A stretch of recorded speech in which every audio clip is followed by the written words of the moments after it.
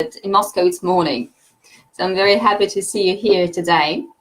My name is Kiseleva E.V. I'm a Cambridge Assessment English methodologist.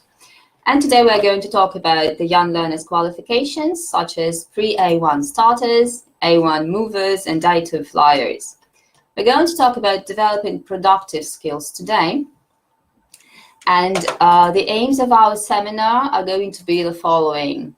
So first, let's have a look at the structure of the exam. Yeah. So you can see pre-A1 starters, A1 movers, A2 flyers, and the system goes up, and you can at some point get to C2 proficiency, you or your students, I don't know, hopefully all of you. And so let's look at the aims of our seminar. Well, first of all, we're going to have an overview of the required productive skills that we need for the exams. We will have a look at the strategies and approaches to the tasks and to the format and the focus of the task. And we'll have a look at some preparation tips and activities. So let's start. Well, first of all, as we're going to talk about productive skills today, it's going to be speaking, reading, and writing. As you can see, for these exams, reading and writing are combined, so it's like one part. And we're not going to talk about the whole part, just some tasks which are supposed to be productive. And we are going to start with speaking. So as you can see from this slide, there's a progression in time and the number of the parts. So for speaking, for starters, it is about 3-5 minutes and 5 parts in the exam. For movers, it's from 5 to 7 minutes already, and from 7 to 9 minutes for flyers. As for the reading, again, you can see that there's a progression in the number of questions and in the timing.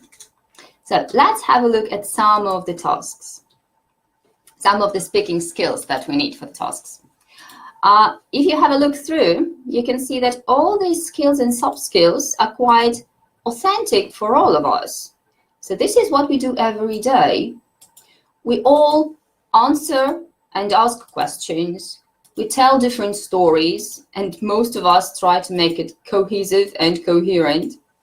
We usually describe objects, even if we're not at starters level. We follow different spoken instructions. We give instructions.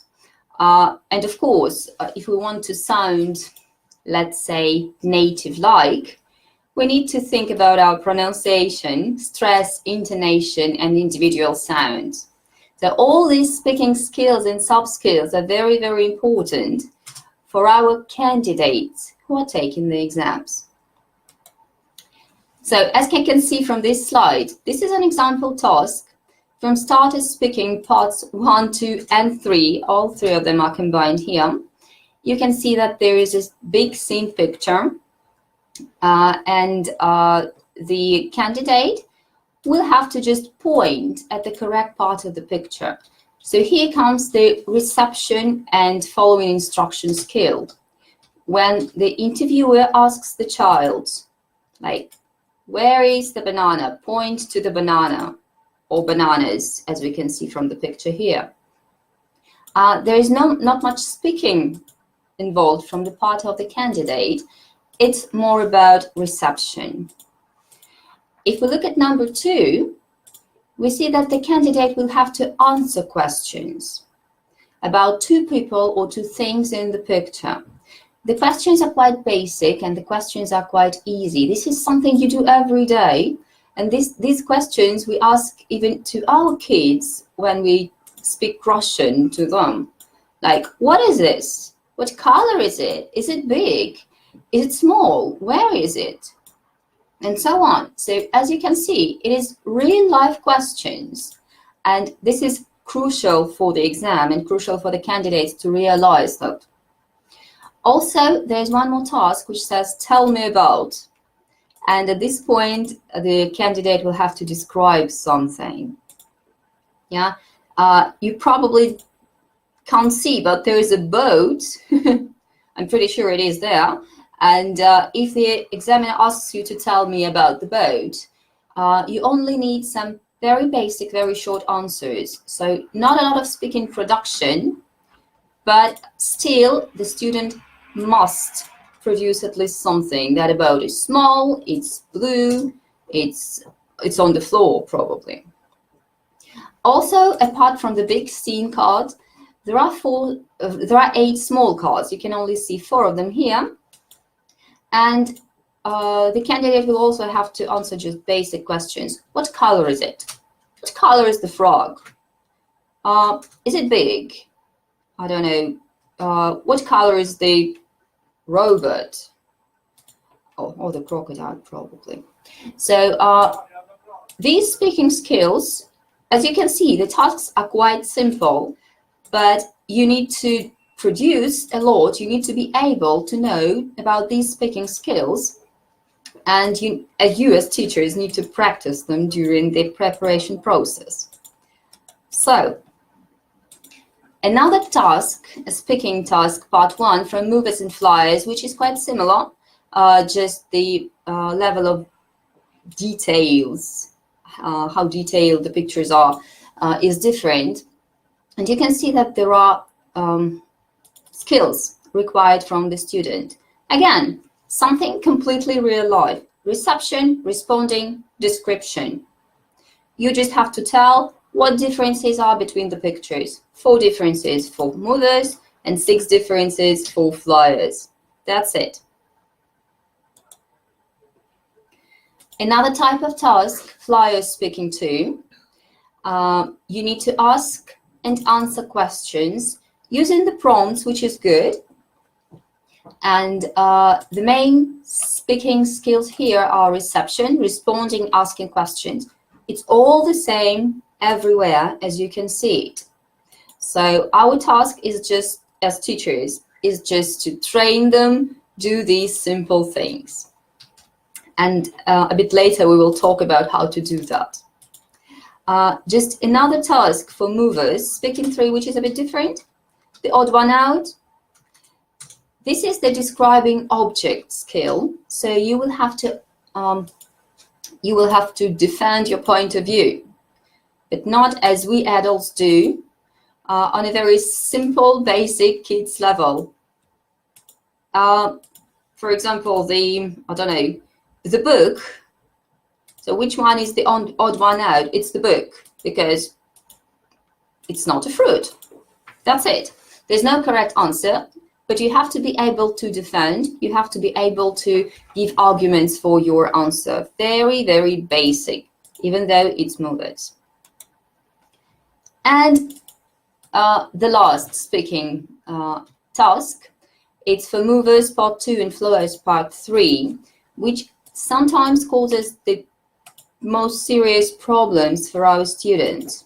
Because what you are supposed to do here, you are supposed to tell a story. And even though all the prompts are given, there's a context. You can see that Fred loves food for movers, and there's a brave teacher. The examiner provides a context and asks the student to continue the story. What is important here?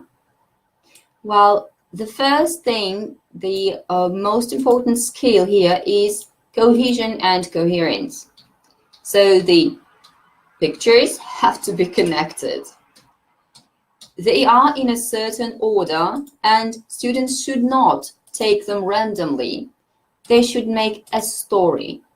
Of course, no narrative skills are required or even, demanded, expected here. Of course, you're not training your students to be, Anton Chekhov, obviously, but they have to mention all the pictures, and they have to somehow connect these pictures using very basic linkers.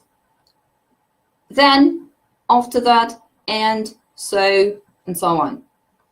As you can see from the slide, this is the language we should use here.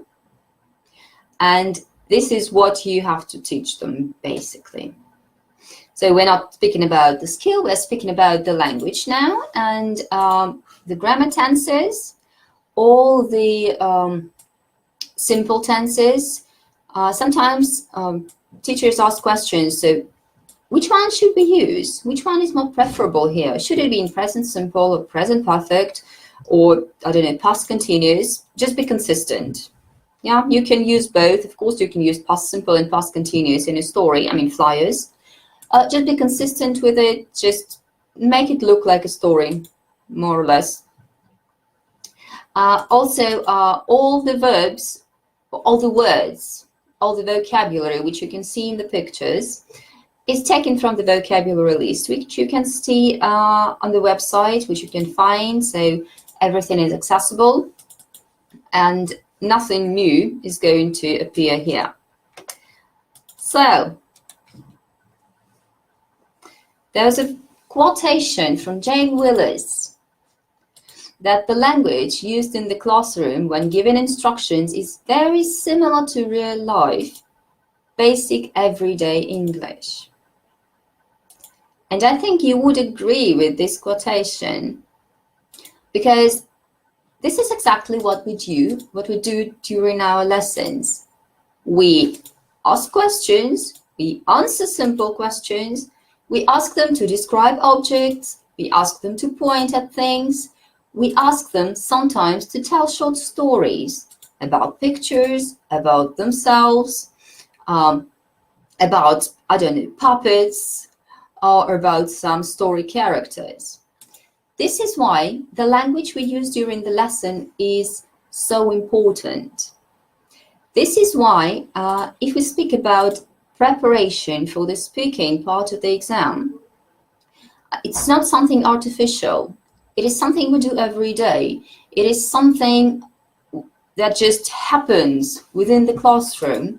You just speak English, you just communicate using the language with your students, and they acquire all the phrases they need. Well, hopefully, of course. We might want to intensify the process, but in general, all the basic simple questions are there. So the more English you use for your instructions in classroom language, the more output you get after that. And let's have a look at some questions that I would like you to ask yourselves. So, if you could just answer some of them with always, or never, or sometimes, or I don't know what you're talking about, I never use English in the classroom. So something, how often do you do that?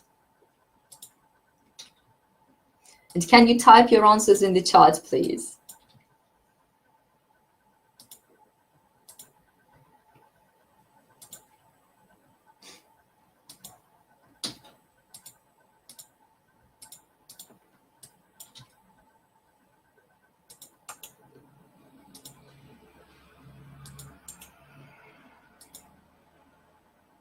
Okay, so you do everything regularly.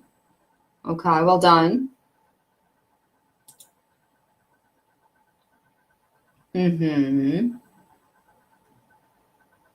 Oh, I love those teachers, so you always do that. Superstars. Okay.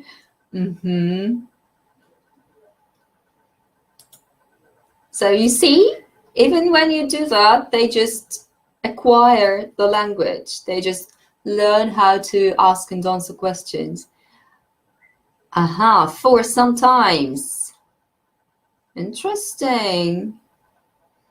How about simple things like asking to go to the bathroom or asking for just borrowing a pen? You can use it. Why sometimes? If you just, let's say, ban Russian language in the classroom, they will use it more often. Okay, try. Well, keep trying. It really helps. I can promise that, yeah, if you do it regularly, you will see the result quite soon. So when you're preparing your students for the speaking parts, just ask all these questions to yourself. And this is your work plan. Make them ask them in English. Make them work in pairs. Of course, it's sometimes hard with the starters as they're like 7 and 7-year-old don't really like talking to each other. I mean, why should I talk to him? I prefer talking to my, I don't know, puppet or my teacher. But make them work in pairs. It's highly effective and it gives them more time for speaking at the lesson. Everyday phrases. How are you? Can I go to the bathroom? Can I borrow your pen? Of course, this is all about the real life. This is all authentic for them and prepares them for the speaking part. Okay.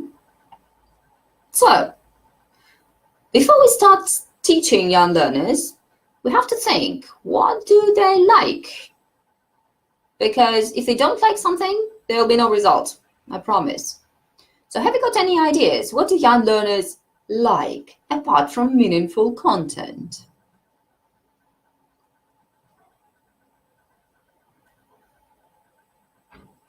Fun, yes, exactly. Games, playing, songs, thank you. Dancing and singing. Okay. You're a very creative teacher with dancing. Well done. Games. They do love speaking. Okay. Do they love speaking Russian or English? Competitions, jokes, mingling. Wow, they love doing so many different things. I'm afraid my list is much shorter than yours. Let's have a look. So I only have something authentic and meaningful for them. Stories, games, word games like a crocodile, discussing things. I guess we're talking about something like flyers here, yeah? Coloring, learning new vocabulary. You have brilliant students, games. So you've mentioned a lot of things, I guess really more things that I could think of. Thank you very much. Then on my list, the very last point is relevant real life context. And what is relevant real life context? Games, chants, flashcards, dancing, as you've mentioned. So all of this develops their speaking too, because they are involved. It's all about motivation here. Of course, you're not expected to read long texts with them and discuss things which are not relevant to the age, not relevant to the life experience. That's why it's all going to be very, very simple. Okay, we know what they like. What do they need? Can you guess what I was thinking about here?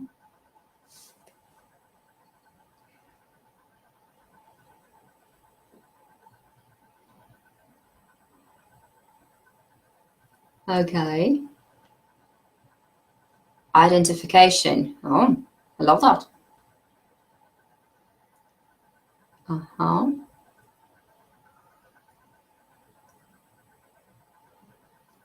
Okay. Self-environment. That's an interesting idea. Praise, yes, praise them. But praise is already there, I'm sorry. Safe, Oh, it's safe environment, I guess, yeah? Okay. They do need clear instructions. Last time when we talked about developing receptive skills, we discussed clear instructions, if you were watching us. They love routines. This is, again, a crucial thing for them, because routines are connected to the safe environment. And when I'm talking about the safe environment, it's not only about having no, I don't know, angles or wires around the classroom. It's about the feeling that they can express themselves without being punished for mistakes. And this is one of the most important factors. They need to feel safe to start speaking. And of course, to start speaking, they need the material. That would be the vocabulary. Yeah. And if they don't know something, we need us as teachers with prompts, with praise, with some models, with some stimulus, and of course some rules. Because there is no safe environment without rules. You'll be surprised, but all these things really motivate them to start speaking and really help you as teachers to make them start speaking. Also, there's one thing that you probably haven't mentioned. There's a silent period. So make sure your student is... sometimes we think, okay, he just doesn't know something. That happens. But it just means that this particular student has a longer silent period than others.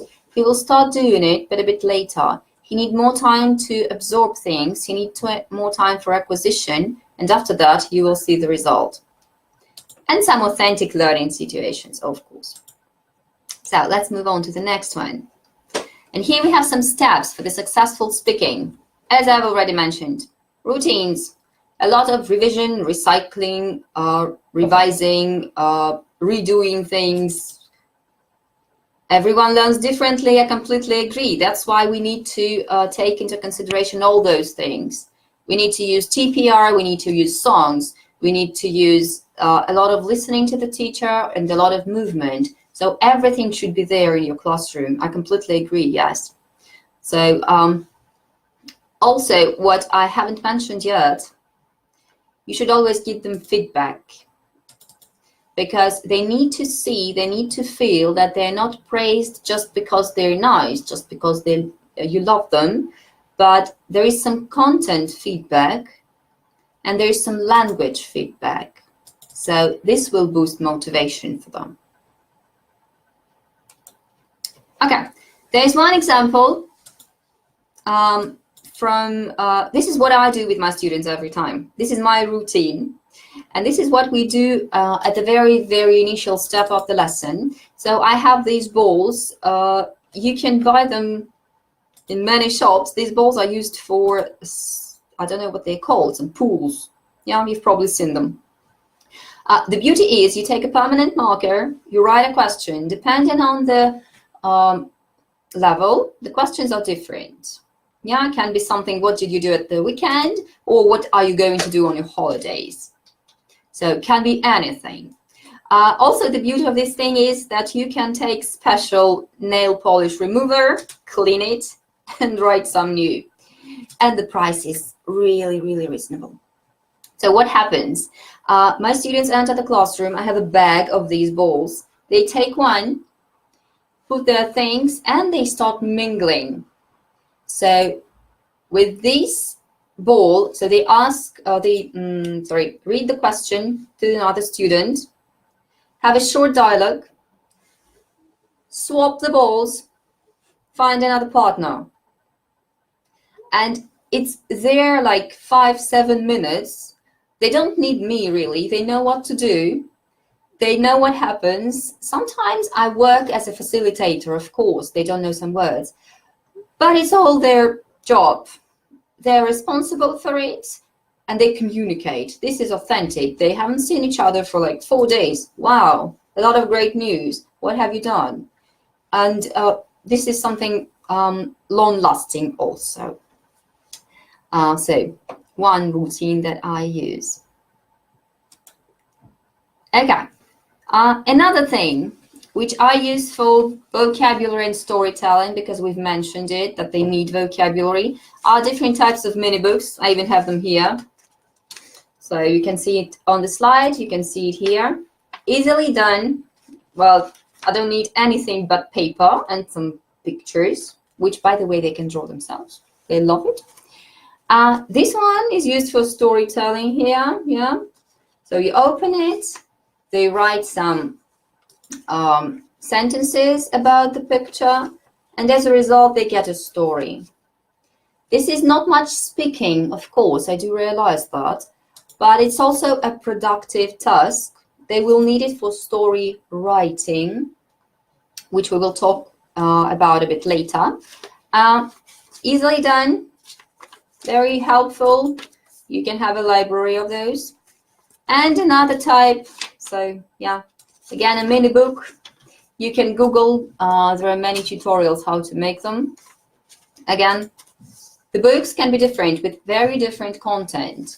So it can be for vocabulary, it can be for stories, it can be for your instructions. They love stories, let them make their own. They love books, let them make their own. They can swap the books, they can read it to each other. They can write the stories together. They see the result, they get the feedback. So all the steps are considered here. They can tell you about it. Yeah, it's still speaking. Okay. So, speaking about storytelling, it is one of the most secondary school, of course, why not? It basically depends, if you speak about the books, it depends on the content. You can make a bigger book, you can write longer stories here. It's up to you how you use that. And it's a type of craft and something different during your lesson. So why not? And you as teachers don't really have to do much. They do it. I love such tasks, really, don't have much time. So if we mention storytelling, let's just have a brief overview why storytelling is important. We know they love it. We know it's an authentic way for them to acquire language, and it's an authentic way for them to acquire, learn it, and produce it, because it's a real life task for them. This is something they do in their real life. It's genuinely communicative. It's what I love, linguistically honest. So this is something you do because you have to do it. And they love stories. They love talking for the characters. The characters can be different. The characters can be, I don't know, you can tell the story. You can introduce some drama into your lesson, and they will even act it out. Why not? Different voices, different costumes. Again, some real life language. I don't know, the bears can describe their houses. Description of objects, why not? Okay. Just briefly, stages of a storytelling lesson. It's important for both, for writing and for speaking, as we're speaking about productive skills. So, as usual, pre-listening, pre-reading, activate background knowledge, make them think about something, give them the context. While reading or listening, because you are sometimes the one who reads the story to them, look at the illustrators. There are plenty of books you can use, big books, small books. These books, you can use them too as for storytelling, of course. Ask them for predictions. Read to them slowly, use different voices, ask your students to repeat. This is, again, about speaking. I know it doesn't sound really much like speaking and communication, but it is. As a result of this, it leads to some spontaneous speaking. You know, when they listen to some book and they hear a phrase for like 15,000 times, they are bound to produce it. So they just really have no choice. And you'll be surprised when they do it. And there is a post-reading or listening task. Use some TPR or drama. Use group retelling for that. Again, a lot of production here, helpful for the exam. Projects, why not? They read a long story, they create a small book after that. That's it. So, if we move on to the reading and writing part, we can see that we're only going to talk about productive writing today. Yeah. So just some tasks which are closer to the end of the exam paper. So reading and writing part for movers requires one thing. So they will have to answer questions. They can more or less do that, and write 2 sentences about the picture. Remember, I told you about picture description. This is the skill. They have to do it while speaking. They should be able to do it while writing. And the sentences should be accurate in terms of description. So it should be about the picture, basically. We will talk about the assessment of this writing during the next webinar, and you will see why accuracy and why correct representation is important. But now what we have to do is just to get 2 sentences from them. So for these, the skills necessary, the necessary skills for these tasks are spelling. Even flyers need spelling exercises. Coherence, cohesion, I've already mentioned that. 2 more, proofreading and editing. These are crucial. Our students never, well, probably you have brilliant students, mine don't. Phew, I've written the sentences. Who cares about it? I'm not going to reread it. Teacher, here you are. Have fun. So we need to teach them to proofread, and I'm going to suggest some ideas how to do that. But before that, there's another writing task. Oh, it's not mentioned here. It's flyers. So they will have to write a story here, mentioning all 3 pictures. And again, the same skills: spelling, coherence, cohesion, proofreading, and editing. So, first of all, before we start proofreading and editing the story, we need to create the story. An activity which works for my students and some of my colleagues also appreciate it. So it's called Story Train. For example, if you remember, in flyers, there are 3 pictures. So what happened first? This is the beginning. What's in the middle? Yeah, picture 2. What's in the end? Picture 3. There are questions they have to answer, and there are linkers. Linkers give us coherence and cohesion. 3 parts give us the idea of a story. So we're sure we mention all 3 pictures here.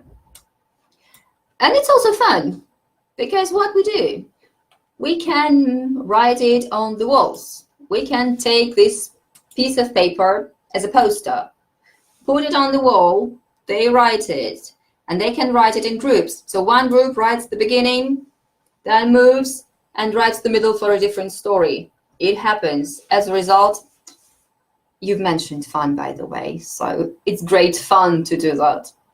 Just ask them not to spoil the other people's stories. So you can use this template for your story writing and storytelling.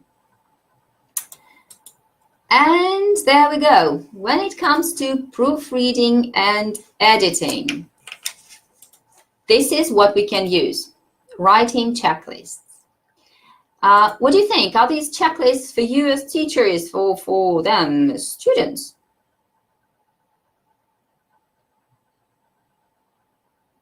Who are they for?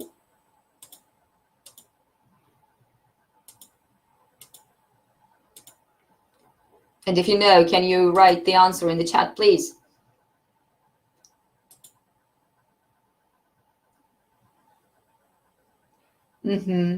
Exactly. So we as teachers probably would use something more sophisticated. Both? Well, okay, we can do it together. However, for us as teachers, I would suggest really something more sophisticated based on the assessment criteria. However, for students, this is a simple way to check what they've written. They can do it themselves. It can be for self-assessment. Or they can ask their partner, if the partner is nice, to check their writing. And it will really help them see the structure of their writing. See if they have used some nice tenses. See if they use the relevant vocabulary. Pair assessment, absolutely. Just make sure they have some nice feedback. Yeah, that's important. Some of my favorite parts of this worksheet, of this checklist, is that I think I did well. So some praise for you, some praise for themselves. I think I did well. Yes, I did. No, I should probably improve something. Also helpful to my mind. Okay, let's see what else we have here. And summarizing all that I've said today. When you're preparing your students for productive skills, make sure they know names of different objects. I know it sounds obvious, but sometimes they don't know names of some simple things. Make sure you've seen the vocabulary list for the Cambridge exams. Make sure your students have seen all of the words from it, because you won't have any words which are not on the vocabulary list during the exam. So it's a very helpful tool, really. So a lot of visuals. Visuals work, well, they always work. And have a lot of posters around, posters with some names of objects. Ask them to stick the names to the objects, ask them to point. So a lot of movement. You've mentioned they like it. Grammar, again, together with vocabulary, you can see it on the grammar list. It's all in the handbooks, and you can find it there just to make sure your students are ready. Basic things, no colors, no prepositions. Yeah, that's also important. Maybe it's you should focus on that during the starters and movers. At flyers level, well, we hope they know it already. A lot of spelling practice. There's never too much spelling practice, even at advanced level. I know that, I've been there, so make sure even your flyers do that regularly. They should have practice in telling and writing stories. Again, use books, crafts, projects, whatever you find appropriate. Visuals again. And the most, in my opinion, the most important thing here is they are not afraid of making mistakes. And I could not stress that more. When we speak about safe environment, when we speak about taking Cambridge exams, and the main idea of the exam is the ability to get the message across, your students should try to be ambitious with the language. They should use the language as a tool, not as something that is constantly assessed. Of course we do assess. Of course we give feedback. Of course we give them grades for that. But we also praise them. We also point out some successful things they have done. And only these will lead to real success at the exam. Because if you look at the assessment criteria, you will see that it is highly appreciated when the student is ambitious with the language. So make sure they do it. Well, and the summary. You've probably seen it already, but it's the same for all skills lessons. Always start with the context setting. Give very clear, short instructions. Pre-teach all the blocking vocabulary, no matter what. If you do the listening task or if you do the productive task, some, I don't know, telling a story, always make sure they know everything they have. Please, no multitasking. Don't ask them to write the story at the same time, complete the gaps, and, I don't know, think of an alternative ending. It won't work. One task at a time. And tasks and content have to be relevant to their life experience. Remember, very short attention span, very little life and learning experience. So it has to be authentic for them. It has to be purposeful, and it has to be relevant. Otherwise, there's no fun. They won't do that anyway. Okay, so just a short overview of some topics. You can also find it in the handbook. So these are the topics your students have to know to be able to discuss and to be able to write about things required at the exam. You can see the topics and you can see, well, what words are added for each level. So all the information about workbooks and word lists, handbooks and word lists, you can find at cambridgeenglish.org. So you can download some handbooks from there and see it in more details. This probably would be helpful. And well, time for the questions. If I haven't covered something, if you have something to ask me, and if there's anything you can tell me, complain, I don't know. Thank you. It was a pleasure to work with you. And I'm really happy you can use it.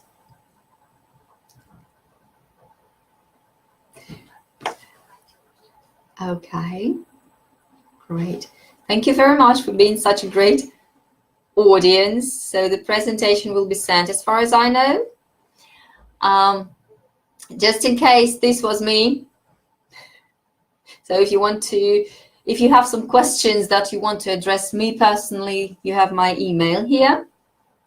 And I will be happy to answer any questions. You will get the presentation and some materials. And well, thank you very much. And see you on the 11th of December. And we're going to talk about assessment of productive tasks. So thank you very much and have fun.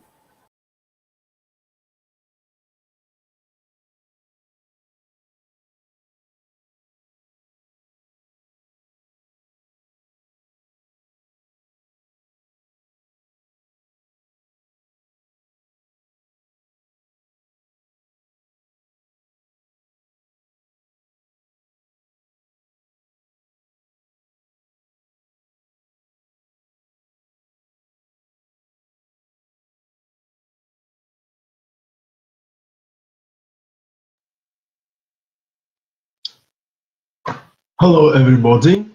We continue our webinar, and I'll be talking English, following the tradition of training our students towards Cambridge exams. The subject today is productive skills, and the previous colleague was talking about writing mostly. I'll be focusing this time on speaking. So let's take a look at what I've got in store for you. I hope there are no problems with the voice and the picture. Should there be any, please write and we'll find a way to help you. If you have questions, please write your questions in the tab Questions with a small icon of an interrogative mark. So, developing speaking skills in learners, in school students, towards their Cambridge English for Young Learners exam, using a number of course books that will be of use to you.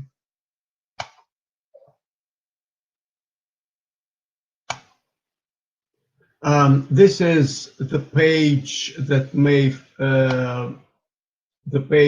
be helpful in getting some general information about Cambridge exams, because perhaps some of you do not know much about the exam at all. And on this page, you can find the necessary sample papers to get an idea of how to work with your students. You've got some brilliant hints and ideas from the previous colleague. I especially like the storybook, which I also use when I give experimental lessons to students in the primary school. And this kind of task is sort of a project, mini project for our students. And every lesson they add a picture and just one sentence continuing their story. And finally, the students present their completed books, and we have a project presentation lesson. This works very well. Just a short question. I've got here 7 questions. We're not going to answer them all. There's no time for that. Just one. Are there those among you whose students are currently getting ready for the Cambridge exams? Just one question. And the answers should be very short. Yes or no? Yes. All right. Tatiana Bogdanova. Yes or no? Yes, yes. So there are quite a few students. Thank you very much. There are quite a few students who are getting ready for the Cambridge exam, because sometimes and actually very often, parents are in doubt whether to send their children to the Cambridge exam preparation course or not. And many of them are really, as English people say, sitting on the fence. They don't know what decision to make. It's good to hear that quite a few students are currently getting trained towards Cambridge English exam for young learners. Just to remind you of the scale of the exam, the students who are at the primary school level, they are getting their training at the pre-A1 level, according to the Common European Framework, pre-A1 level. And at pre-A1 level, to qualify for the level, they are to get some 90 points for the exam. And that's somewhere just the primary school. And the A1 level, when the top grade is 140, is sort of a borderline between primary school and the 8th or 9th grade of the secondary school. This is the borderline period.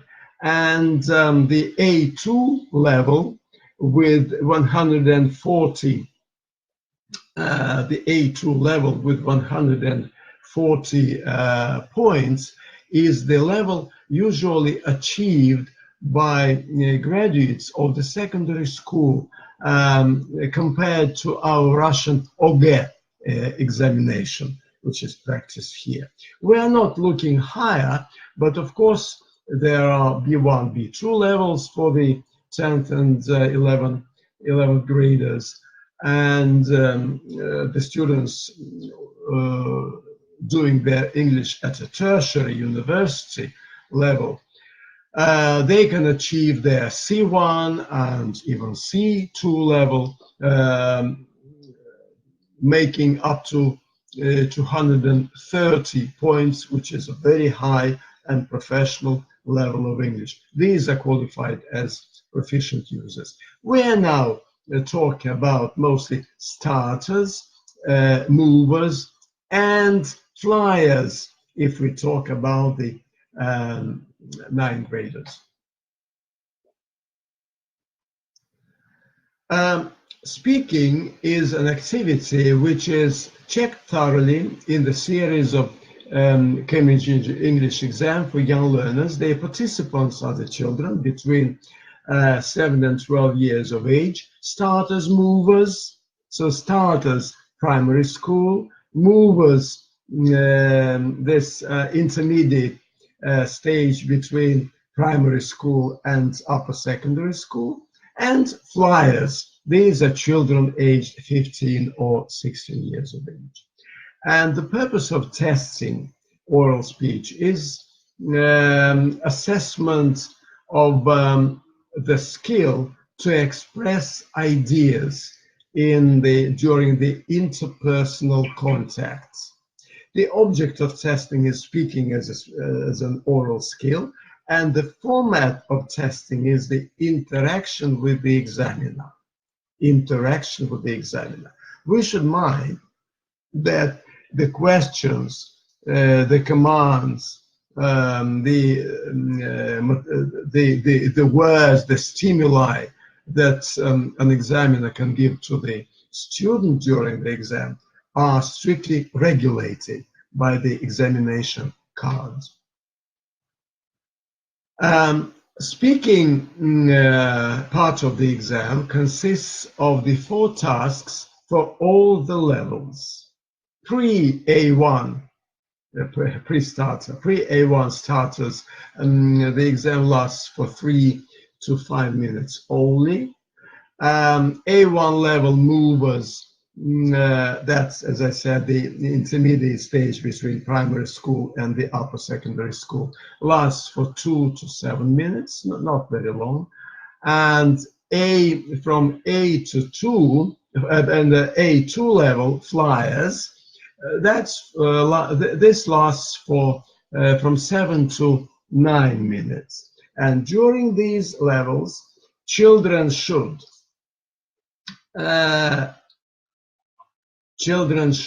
point at the objects named by the examiner, do something with the cards. For example, place the cards on a certain fragment of the picture and compare the objects, compare the cards. Also, they should tell about the picture, answer questions, and add information using their own cards. You will see, I will illustrate all these tasks a little bit later. They are to describe an object in the picture, ask questions, find differences, and tell a story based on the pictures. These tasks all depend on the level of the exam. If it's a pre-A1 level, the tasks are to point at the object, to do something with the cards, and to compare the images. If it's A1 level, then they are to tell about the picture, answer questions, and add information using their own card. Or a higher level of the exam, and accordingly the higher level of English, they should describe the object in the picture, ask questions, find differences, and tell a story. Very interesting, productive skill. For example, at pre-A1 starter speaking, that's the summary of the procedure. As I said, the exam here lasts from 3 to 5 minutes. What's your name? Then the examiner familiarizes the child quickly with the picture, asks questions, and gives commands. For example, where's the door in the picture? Or put the robot on the chair. And the children, the candidates at the exam, are to put the robot where it belongs, on the chair. Then questions, what's this? A banana. What color is it? Yellow. Tell me about this box. And the candidate is expected to say something about the box that is in the picture. The examiner asks questions about 4 object cards. What's this? It's orange juice. What do you drink for lunch? Then comes the answer. And the examiner asks questions about the child. What sport do you like? And the candidate is expected to give an answer.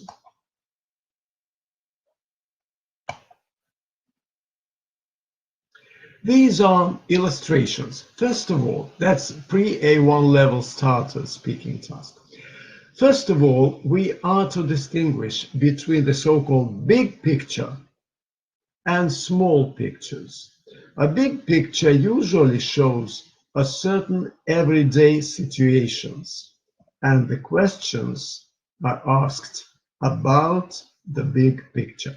But the questions can be about the object cards, that's the small pictures, or there can be some commands that the children are to do with the object cards. Let's consider the questions and the examination procedure, the summary of the procedure at A1 movers level, speaking.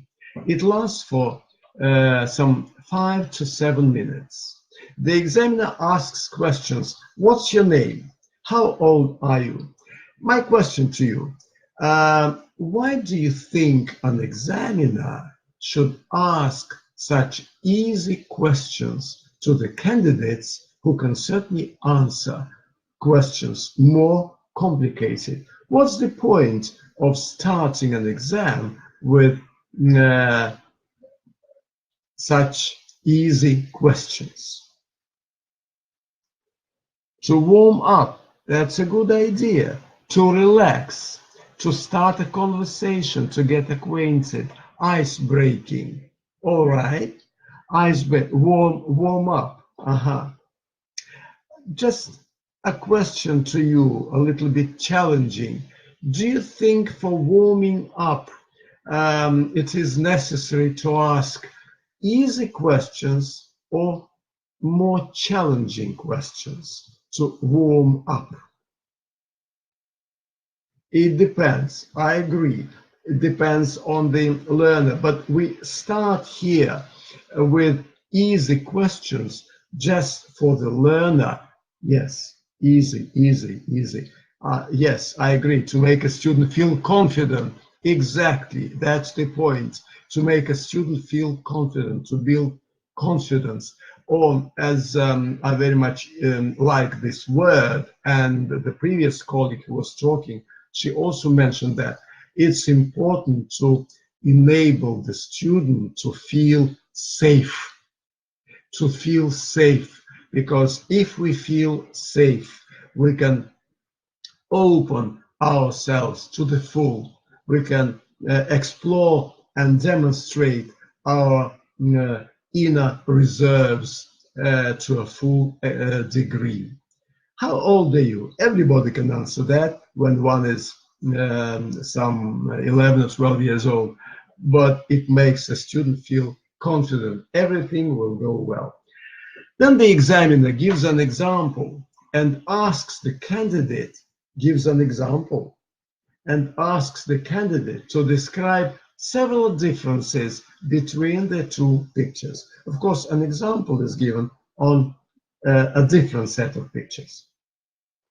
The examiner describes the first picture, that's the next task, and asks the candidate to tell the story by describing the rest of the given pictures.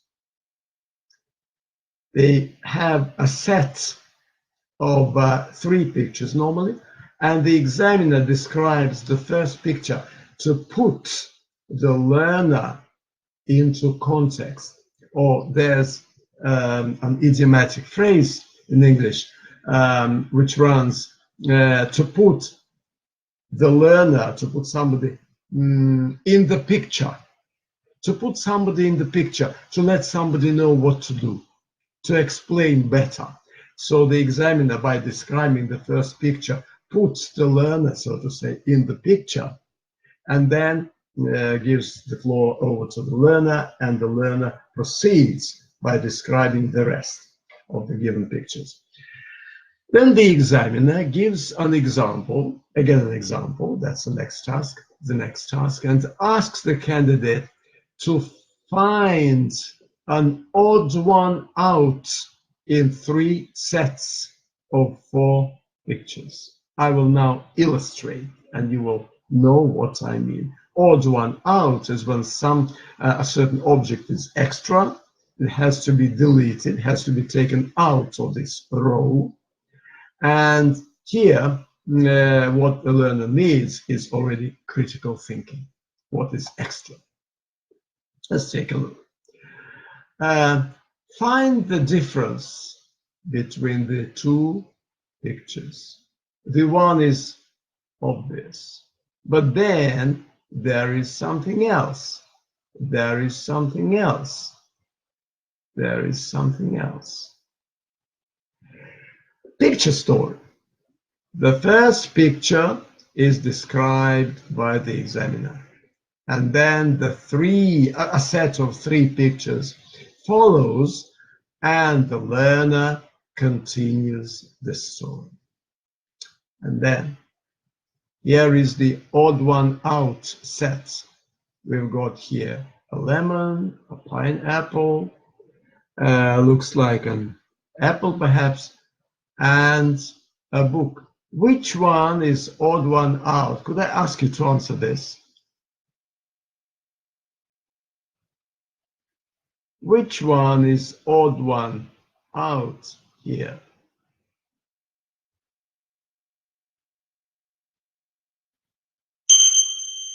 A book, of course. A book. I'm sorry for asking you such an easy question. But remember, this is about children. And the first one is not so difficult because this is as you said, warming up phase or a confidence building set. The candidate should feel safe. These are a little bit more complicated, but still, if you think hard, you will then make the correct choice. We can, by the way, find the odd one out in this set, for example, and I'm sure you'll give the correct answer. Which is the correct answer in the set, which is at the bottom, which is here at the bottom? Which picture is the odd one out here?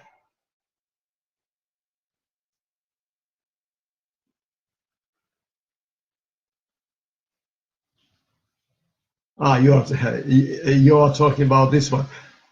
I have in mind the bottom one, the second one, because the boy is swimming, and here the fish is the odd one out. Why is the fish odd one out here? What feature do we consider? It's small, yes. So the candidate is to consider the size. The size. Fish is small. It's the size. Absolutely.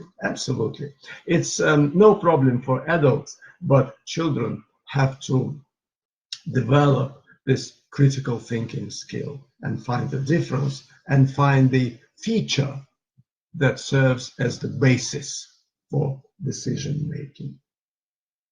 This is called critical thinking skill. A2 flyers level speaking. Summary of the procedure. The procedure lasts from 7 to 9 minutes. The examiner describes, again as an example, their copy of pictures, both similar but also different from the candidate's copy.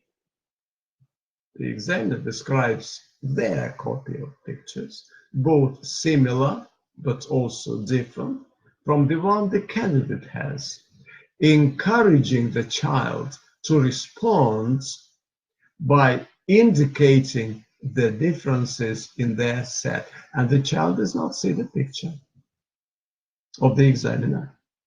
And the examiner pretends he doesn't know what is in the candidate's picture. The next point.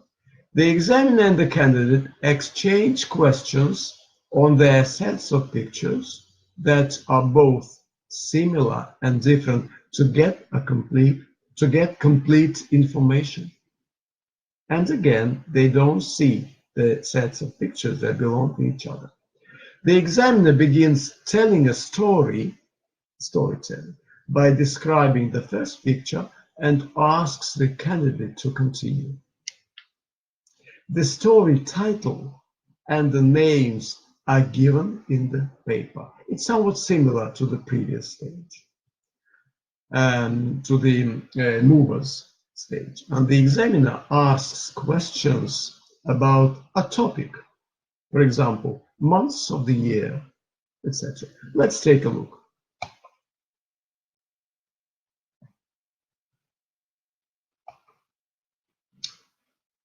Find the difference.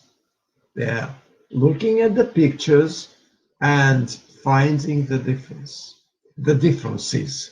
They're finding the differences, and you can see that the shirts have different color patterns, and also something is different elsewhere. For example, if you look here to the sound operator, the picture is the position, the posture of the sound operator is different. So the children have to be really very attentive, and the number of lamps under the ceiling would be different, and the shape of the clock will be different. So the differences are not very difficult to notice, but you have to be very focused. And in the information exchange here, the children actually do not see the pictures of each other, but the information that I have as an examiner is what the examiner does not have in the card, and the information as an examiner is what the candidate does not have in the card, and the information that the candidate has in their cards is not the information that I have. And by asking questions with each other, we are to complete the gaps. We are to complete the gaps. My gaps are here, but the candidate has all the needed information, and the candidate's gaps are here, and he asks me questions, and I provide the information, and we are to complete the gaps in our own cards. And this activity is called information gap. Very productive activity, very good one, widely used if you want to make the speaking activity in your classroom go active. And the picture story. Now you know that the examiner describes the first picture, and then a set of 4 pictures, not 3 like with the movers, but a set of 4 pictures follows, and the candidate is to make up a story.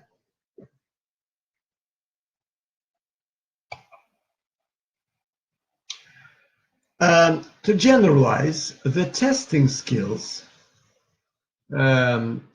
for the speaking parts in Cambridge English exam for young learners are the following: to follow the instruction. This is important.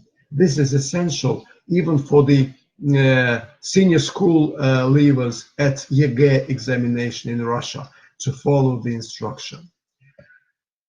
To name the objects, to find the differences, to answer questions on the picture, to ask questions and get information from the questions answered, to make up a story, and to answer questions about themselves.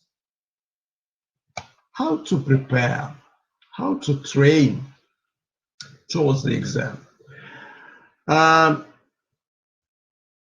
Some materials contained in the course books can be very useful.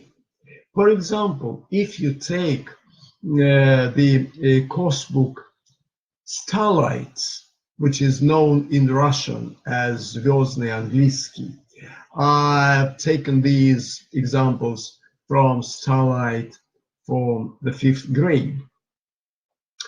And they contain very useful material that is important for developing the necessary skills for Cambridge exam. For example, asking additional questions to think about. First of all, there are some questions given in the book. Which are team sports? Which is your favorite one? And which are team sports out of these? What skill to what activity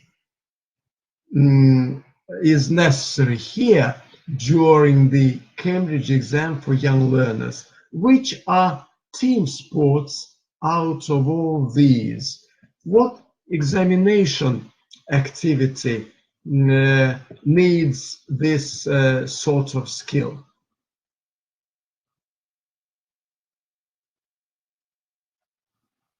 You've got here both individual and team sports, and you are choosing, yes, the odd one out. Of course, you are to point only at the team sports. That's choosing the odd one out. Yes, absolutely. Thank you very much. But you can also ask additional questions to think about. Can swimming be a team sport? When? Let them think. Synchronous swimming, of course. Can canoeing be a team sport? When? How are basketball and volleyball similar and different? Let them think. It develops creativity and the ability to find a decision. How football? Yes, very interesting question, by the way. Basketball and volleyball, how are they similar? Similar because it's a ball game. How are they? How different are they? Who knows? How different are they? Basketball and volleyball.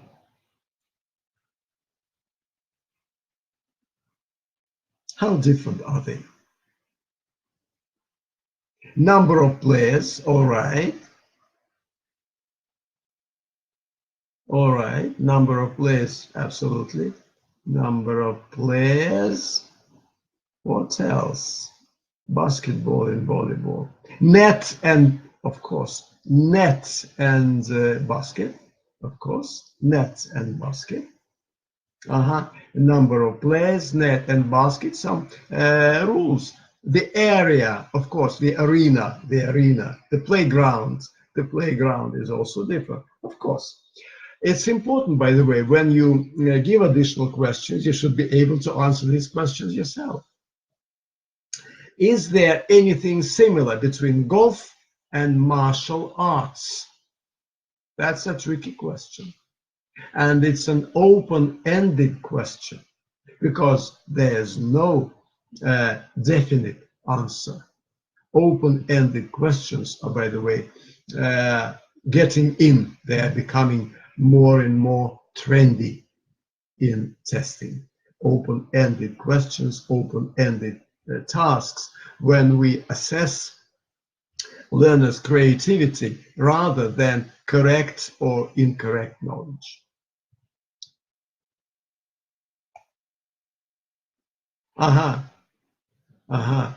Golf and martial, not yes, that's one of the differences, but something else. You have to read more about golf and maybe ask your students, because students in the upper band of secondary school, like 8 or 9 year graders, they can use the internet widely.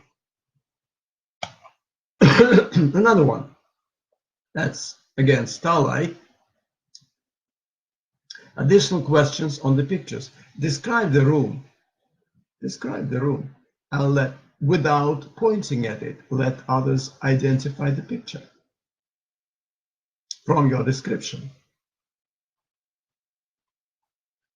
Oh, we need an expensive equipment for golf. Absolutely. Game for aristocrats. Ask questions to guess the room that another student has chosen. I've chosen this one. Ask me questions to guess which room I have chosen. Label as many objects as you can in the picture. For example, can you label many objects in the kitchen? Just label.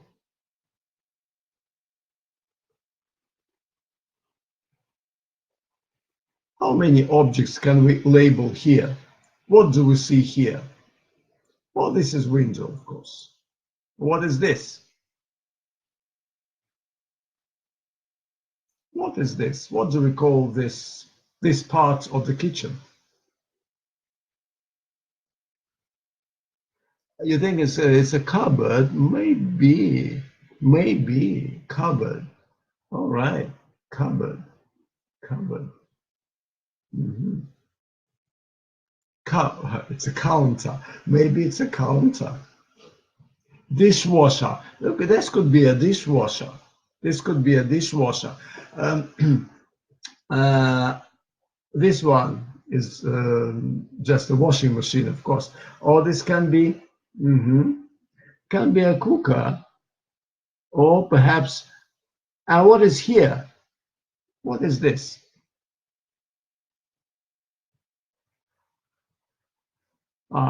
A cooker in the middle. All right, very unusual place. And what is this? A sink. Absolutely. So some pictures are quite easy to describe, others are not very easy. You have to show creativity and to think hard. Or another one, bring a photo from your own flat or house and let others guess what you have photographed by asking questions, and then you demonstrate your photo on your smartphone. I'm using quite a lot of smartphone based techniques. It's very helpful during the lesson, by the way. Another resource that I would like to get you acquainted with is the course book City Stars, based on Starlight, but City Stars is for the students, school students of Moscow, from the 2nd grade to the 11th grade, covering material for primary, secondary, and senior school. City Stars. What is interesting is that City Stars has an electronic portal, and this is the a link to it, hyperlink.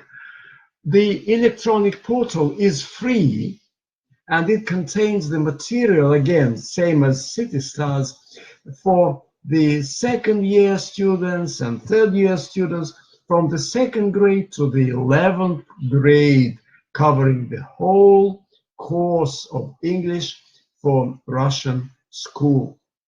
Electronic portal has a system of oral and written tasks with elements of research and project writing.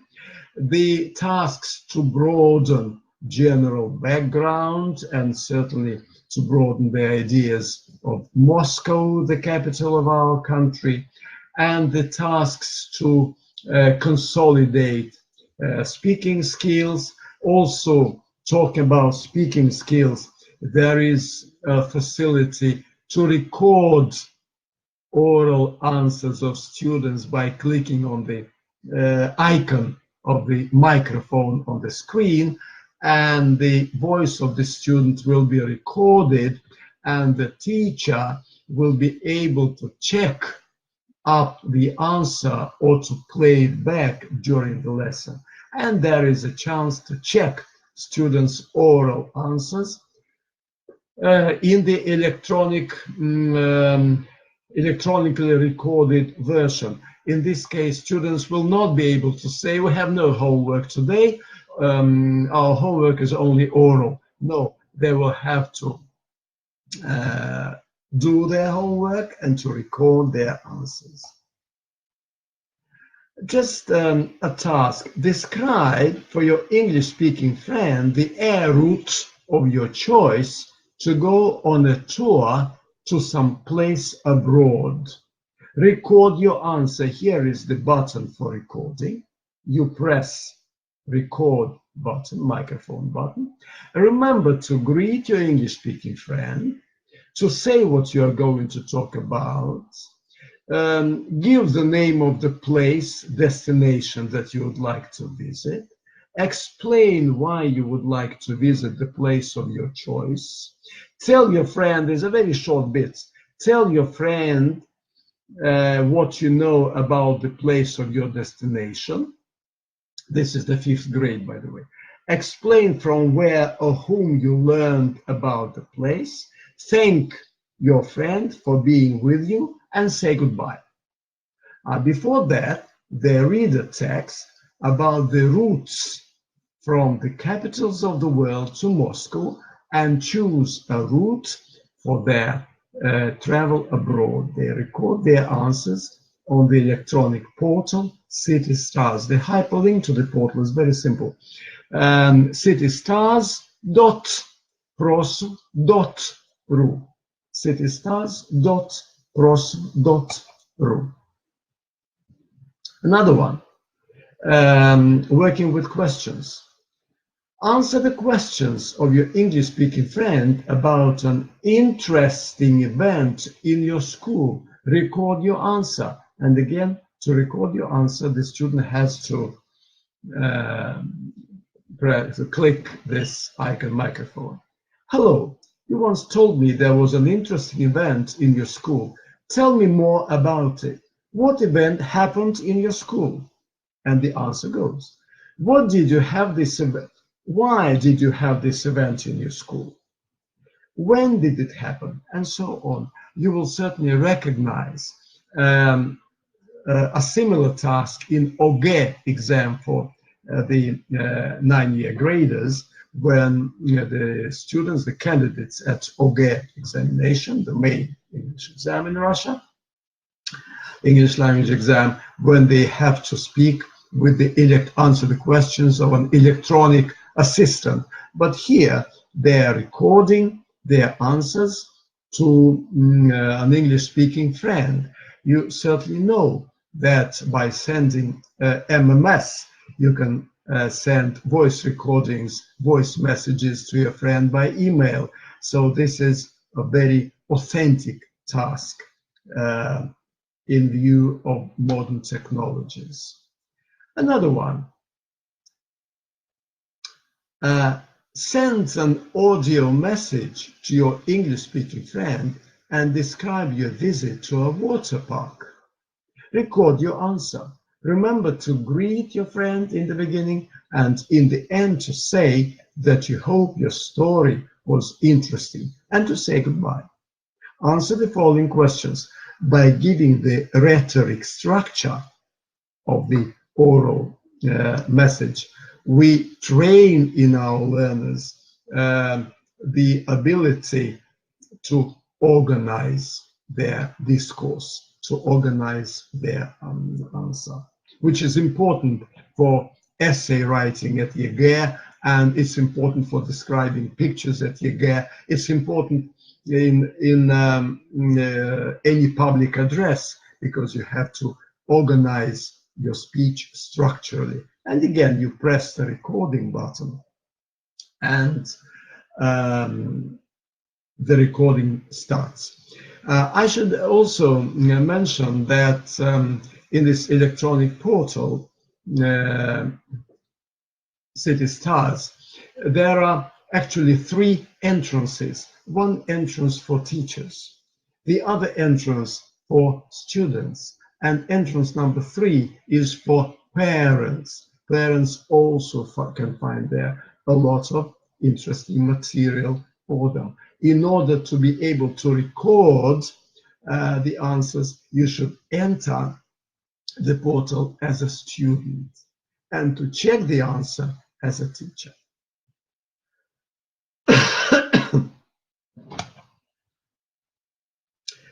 A very important recommendation: to prepare for the exam, young learners English, Cambridge, speaking well, it's important to train intensively oral skills in general and exam skills in particular.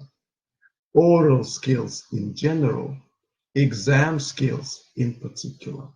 Out of the combination of both, you will take your students to success at Cambridge English for Young Learners exam.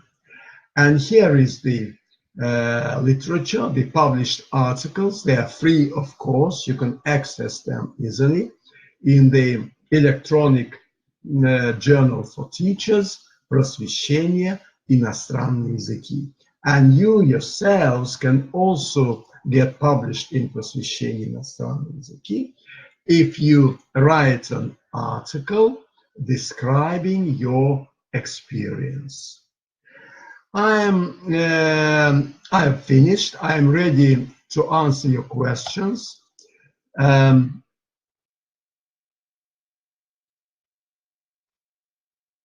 There's a question: do you have Android applications for learning? Do you have Android applications for learning English? The point is that all these, you can now write more questions if you have in the chat. I'm getting back to the chat. Android applications, if you open, say, City Stars in your Android application, it will work because it's an internet site and it works on any internet system, on any system that has access to the internet. It is not limited to Windows or to Macintosh system, to Apple system. No, it works everywhere. Just an important question: how many sentences is a candidate, a mover, supposed to say when giving reasons why the picture is an odd one out? Just one sentence is enough. But to get a clearer picture, you should go to the site which I demonstrated at the very beginning, and my presentation can be freely downloaded. And you will open the site and you will see all the specifications for the exam. Anything else? If there are slide. Oh, thank you very much for your kind remarks.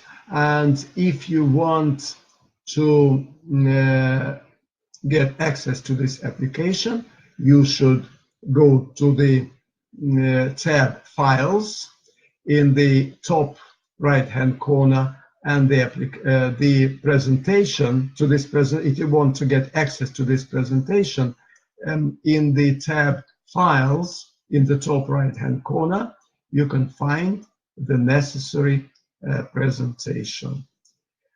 All right, thanks very much, and hope we'll meet again at our webinars and face-to-face events organized by the publishing house Просвещение. And until then, goodbye.